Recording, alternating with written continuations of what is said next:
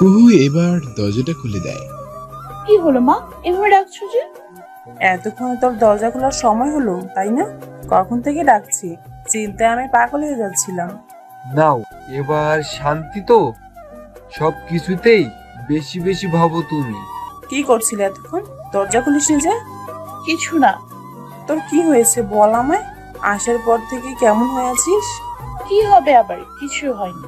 তুমি শুধু শুধু চিন্তা করছো। হ্যাঁ, সবকিছুই আমি শুধু শুধু করি। খেতে এসো এবার।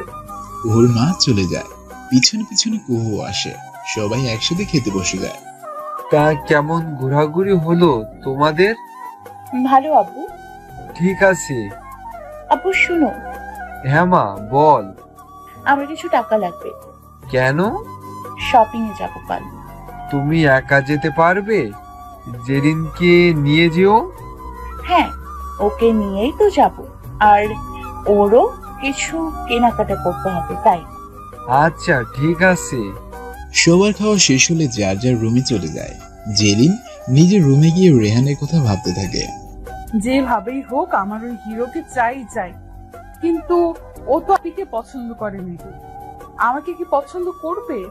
কোনো সমস্যা নাই, আমি এখন থেকে এখানেই থাকবো আর আমেরিকা ফিরবো না। আমি চলে গেলেই আমার ক্রাশকে আপি নিয়েই যাবে। তার চেয়ে বরং আমি এখানে থেকে ওকে চোখে চোখে রাখবো। কিন্তু নামটাই তো জানা হলো না আমার হিরোর। ফুট, সব হলো আপির জন্য। আমার তো এখন জেলাস ফিল হচ্ছে। আমি এত সুন্দরী একটা মেয়ে পাশে বসে থাকতে শেষে কিনা আপির কাছেই গেল। জেরিন নিজে নিজে বকবক করতে থাকে। এদিকে কুহু নিজের রুমে এসে ফোনটা হাতে নিয়ে ফেসবুকে ঢুকে কুহুর বান্ধবীদের সাথে কথা বলে শুয়ে পড়ে। ছেলেটার সাহস কত বড়! আমার হাতে টাচ করে, ইচ্ছে করছিল কষে দুইটা থাপ্পড় মারতে। কিছুক্ষণ পরেই কুহু ঘুমিয়ে যায়। সকালে কুহু ঘুম থেকে উঠে দেরি করে, যেহেতু আজ ভার্সিটি বন্ধ। কুহু উঠে দেখে সবার ব্রেকফাস্ট শেষ। এই চা সবাই আমাকে রেখে খেয়ে ফেললো। কুহুর মা কিচেন থেকে আসে। তুই এইমাত্র উঠলি? আমি সব রেডি করে রেখেছি, বস তুই খেয়ে নে। আমারও অনেক খিদে পেয়েছে। কুহু খাওয়া শেষ করে জেরিনের রুমে যায়। কি রে শাকচুনি, কি করছিস? জেরিন ফোন টিপছিল, কুহুকে দেখে মুচকি হাসে। দেখো না আপি, তোমার হিরোটার ফেসবুক আইডি খুঁজছিলাম, কিন্তু ব্যাড লাক, পাচ্ছি না। কোন হিরো? ওই যে কাল দেখা হয়েছিল। তুই আবার ওই ছেলের নাম নিয়েছিস? নাম নিলাম কোথায়? নাম জানলে তো ভালোই হতো। তো কিভাবে ফেসবুক আইডি খুঁজছিলি শুনি? নাম না জানলে কি লিখে সার্চ দিয়েছিস? হিরোটা কি? আপি মজা নিচ্ছ তুমি? এইসব ফালতু কাজ বাদ দে। আর মনে আছে তো, আজ বিকেলে শপিং এ যাব। হ্যাঁ মনে আছে। ওকে, আমি তাহলে যাই। আচ্ছা। কুহু নিজের রুমে চলে যায়। এসব ফালতু কাজ বাদ দে। বাদ কেন দিব শুনি? আমার হিরোকে তো আমার করেই নিব, যে যাই বলুক। ওকে আমার চাই, যেভাবেই হোক। কুহু নিজের রুমে এসে বিছানায় আধা শোয়া হয়ে ফোনটা হাতে নেয়।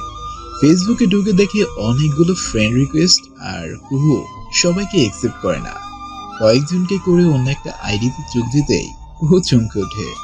আরে এটা তো ওই ছেলেটার আইডি, আমাকে ফ্রেন্ড রিকোয়েস্ট দিয়েছে। কিন্তু আমার আইডি পেলো কোথায়? আমার আইডিতে তো আমার পিক দেয়া নেই। সবচেয়ে বড় কথা, নামটাও ফেক। তাহলে বুঝলো কিভাবে? ধুর, মনে হয় অন্য মেয়ে ভেবে রিকোয়েস্ট দিয়ে ফেলেছে।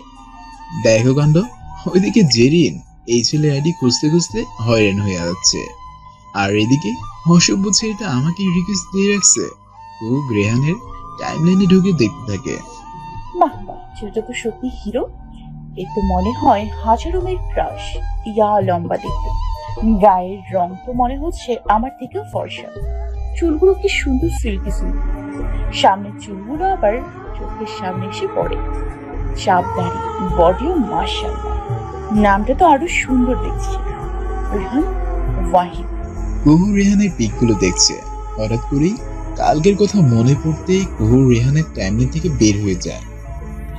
যত সব ফাজিল কোথাকার, এইটা তো আমার ক্রাশ হতে পারে না, এটা একটা বাস। এদিকে জেরিন বেচারি রোহানের আইডি খুঁজতে খুঁজতে ক্লান্ত। বিকেলে আম্মু। হ্যাঁ বল। আব্বু কোথায়?